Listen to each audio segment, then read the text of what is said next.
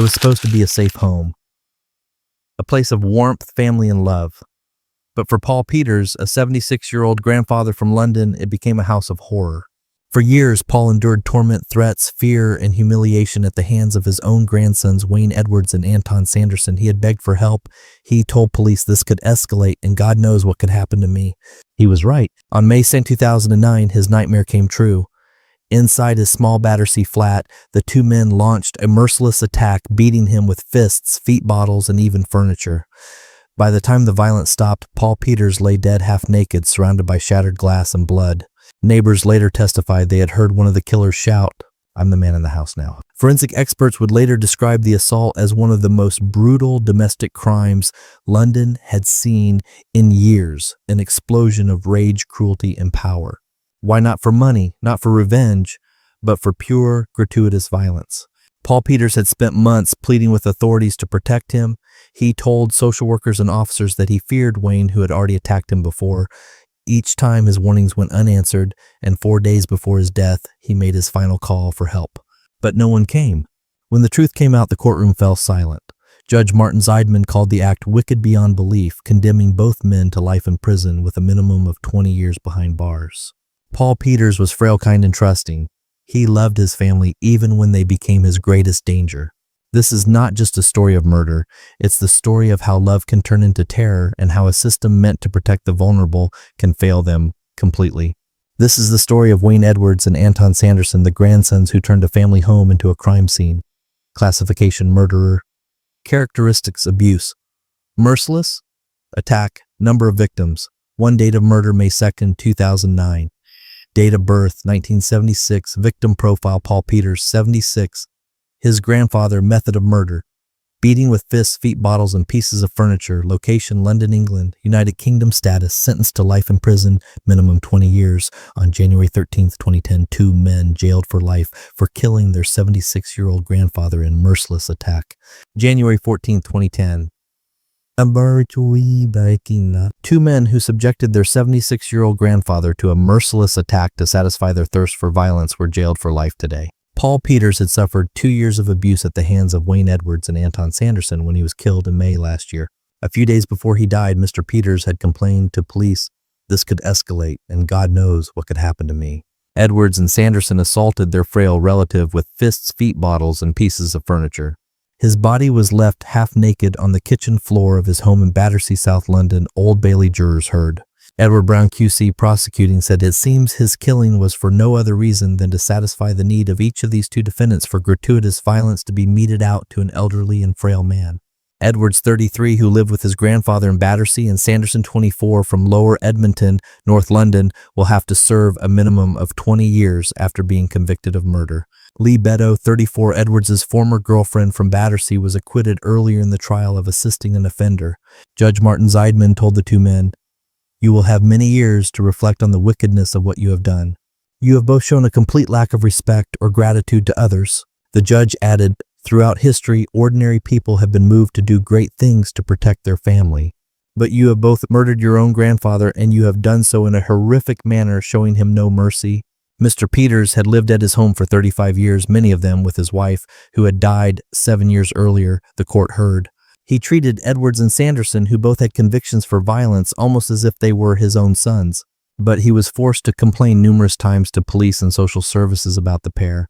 In the month before he was killed, the pensioner twice contacted police about rows with Edwards, who had told him, "I'm going to smash you." In April, he made a statement saying, "I do not want Wayne living with me. This could escalate, and God knows what could happen to me." Sources at Wandsworth Council said social services had bent over backwards to try and help Mr. Peters, but he repeatedly turned down the offer of being rehoused and refused to press charges against his tormentors. Grandsons murdered Battersea pensioner Paul Peters for sake of gratuitous violence. December 1st, 2009. A frail pensioner was battered to death by his grandsons just days after he warned police he feared for his life. An Old Bailey jury was told today. Paul Peters, 76, suffered months of abuse before being murdered by Wayne Edwards, 33, and Anton Sanderson, 24, it is claimed.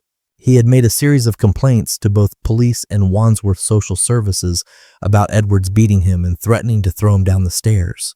4 days before his death, Mr. Peters, who used a walking stick to get around, made a witness statement saying this could escalate and God knows what could happen to me. Mr. Edwards was arrested but was released the same day because of weak evidence, the court was told. On the evening May 2nd this year, Mr. Peters was hit with fists, feet bottles, and pieces of furniture at his flat in Francis Chichester Way, Battersea, the Old Bailey jury was told. Prosecutor Edward Brown told the court it was not for the purpose of robbery that he was killed. There was no burglary. It was not accidental. It seems his killing was for no other reason than to satisfy the need of each of these two defendants for gratuitous violence to be meted out on an elderly and frail man. They repaid his hospitality by setting about him in a merciless and prolonged attack that was fueled by drink and left Paul Peters dead. Mr. Peters suffered 33 rib fractures and was left half naked on his kitchen floor. Mr. Edwards' girlfriend, Lee Beddoe, 34, then helped the two men clean up the murder scene by disposing of evidence, the court was told. That same night, Mr. Edwards and Mr. Sanderson wrecked a local restaurant, Noor Tandoori, causing 17,000 pounds of damage in an act of unprovoked vandalism, the court heard. Mr. Peters had brought up his grandson, Wayne Edwards, who called him Dad and allowed him to stay at the flat. Mr. Edwards was known as a menace, playing loud music and spitting on neighbors' windows, the court heard. Witnesses claim that 2 years before the murder, they heard Mr. Peters begging to be let out of a cupboard. Mr. Peters had been allocated a social worker and had made a series of complaints to both her and police about threats and assaults, the court heard. 4 days before his death on April 28th, Mr. Peters made a full witness statement and told officers, "I do not want Wayne living with me. This could escalate and God knows what could happen to me." However, Mr. Edwards was released and he was back in Mr. Peters' flat by May 1st despite the locks being changed, the court heard. Neighbors later heard Mr. Edwards telling his grandfather, "I'm the man in the house," the court was told. After their arrest for murder, Mr. Edwards claimed that he was asleep at the time of the killing, and Sanderson made no comment, the prosecutor said. Mr. Edwards of Kennard House, Francis Chichester Way, Battersea, and Mr. Sanderson of Latimer Way, Enfield, North London, both deny murder. Ms. Beddoe of Elsley Road, Battersea, denies assisting an offender by removing evidence with intent to impede the apprehension of Edwards and Sanderson. And that was the heartbreaking story of Wayne Edwards and Anton Sanderson, two men who traded love and loyalty for violence and cruelty. Their grandfather, Paul Peters, trusted them. He opened his home, his heart, and his door, never imagining it would be the last mistake of his life.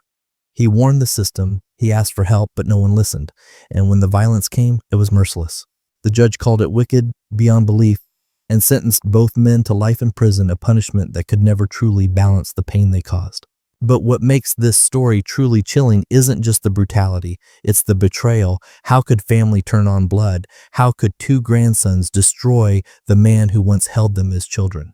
Paul's story reminds us that evil doesn't always come from strangers. Sometimes it's born under your own roof, hiding behind the word family. If this story moved, you don't forget to like, subscribe, and share this video to honor the victims who never got their second chance. This was the story of Paul Peters, and the night love was replaced by unimaginable violence.